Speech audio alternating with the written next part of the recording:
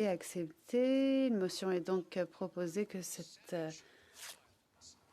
Chambre s'ajourne. L'honorable député de Saanich Gulf Island. Merci, Monsieur le Président.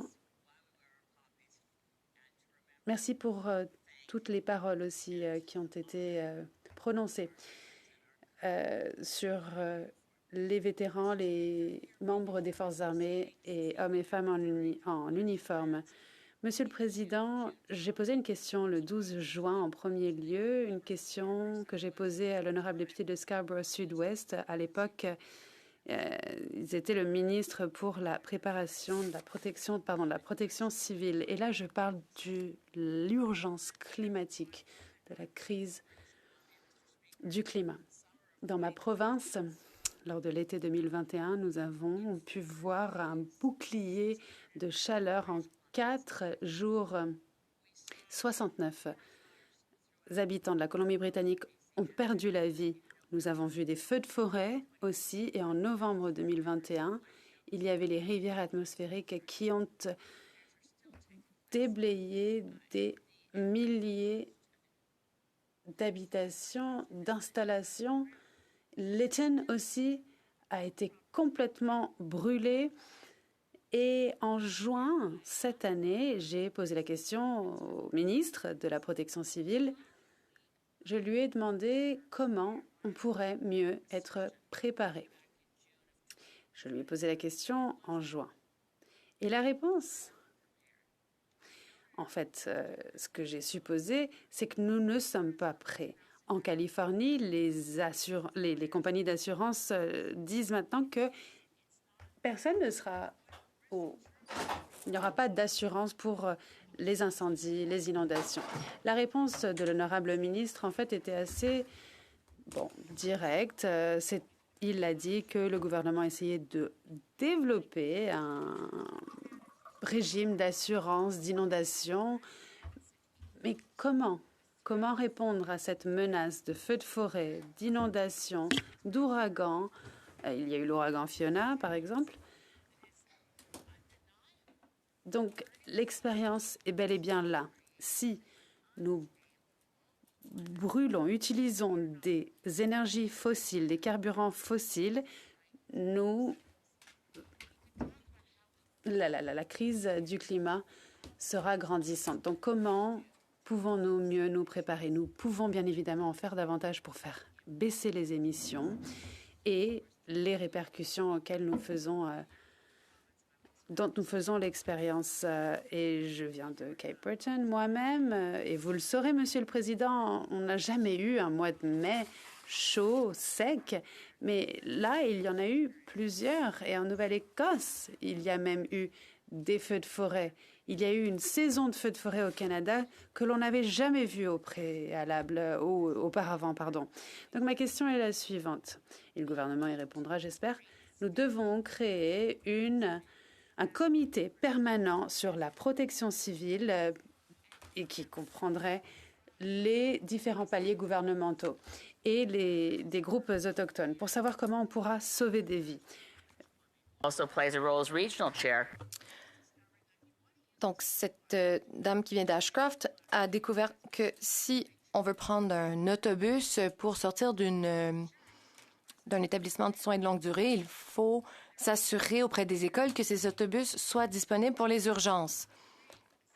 Nous devons créer un comité permanent qui travaillera de manière collaborative avec les provinces, les territoires et tous les partis pour que nous puissions être préparés à ces urgences. Le ministre de la Condition féminine, de l'égalité des genres et de la jeunesse. Merci, Monsieur le Président. J'aimerais tout d'abord remercier les ONG, les pompiers et les représentants municipaux, provinciaux et au fédéral qui travaillent sans relâche pour assurer la sécurité des Canadiens. Ensemble, ils ont vécu la pire saison des feux de forêt jamais enregistrée au Canada. Plus de 6 000 feux de forêt ont brûlé plus de 18 millions d'hectares au Canada et ont forcé plus de 230 000 Canadiens à quitter leur maison. Ces Canadiens se joignent maintenant aux milliers de Canadiens touchés par des catastrophes naturelles.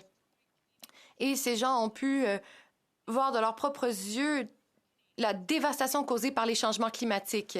Notre gouvernement a aidé les Canadiens lorsque ceux-ci ont été confrontés à des situations auxquelles ils ne pouvaient faire face seuls. Pendant la saison des feux de forêt cette année, le gouvernement du Canada a reçu des appels d'aide en Nouvelle-Écosse, au Québec, en Alberta, en Ontario et en Colombie-Britannique et les territoires du Nord-Ouest pour lutter contre les feux de forêt et pour les aider. Nous avons déployé les forces armées canadiennes pour aider à combattre les feux de forêt en leur octroyant des ressources sur le terrain et en prévoyant pour l'évacuation d'évacuer.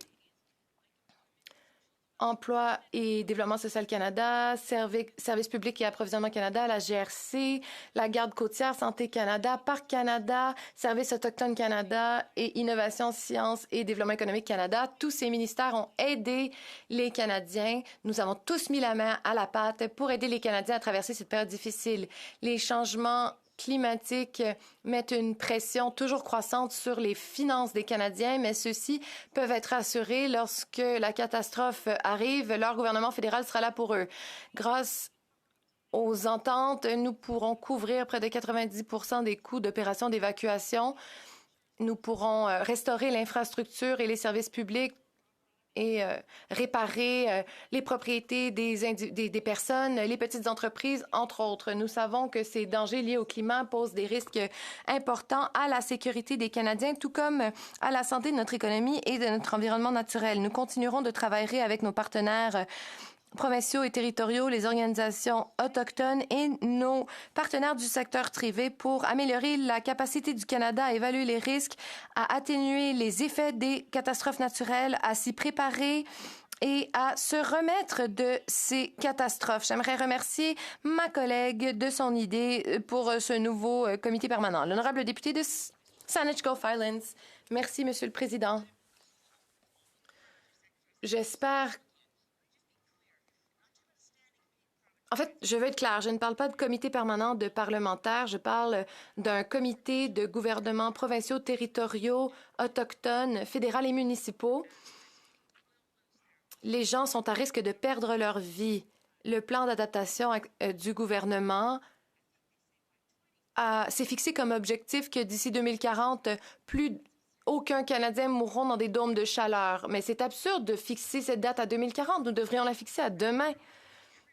Le problème, c'est que l'approche du gouvernement veut que tout le monde ait l'air climatisé. Comment sauver la vie de ceux qui n'ont pas l'air climatisé?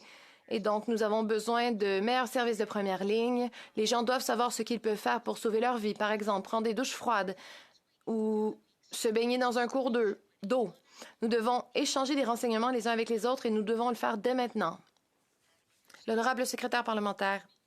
Monsieur le Président, je reconnais que ma collègue a énormément d'expérience et de connaissances et je suis d'accord, nous pouvons et devons en faire plus. Je réitère qu'un des aspects clés de la réponse fédérale s'inscrit dans ce que recommandent les ONG comme la Croix-Rouge, l'Armée du Salut et l'Association de la Garde côtière.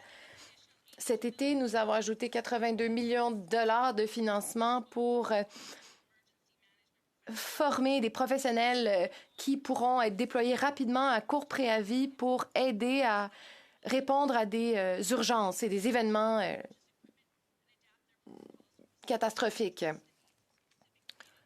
Et ceux-ci pourront répondre aux besoins ciblés de certaines collectivités, incluant les populations vulnérables. L'honorable député de Yorkton-Melville. Merci, Monsieur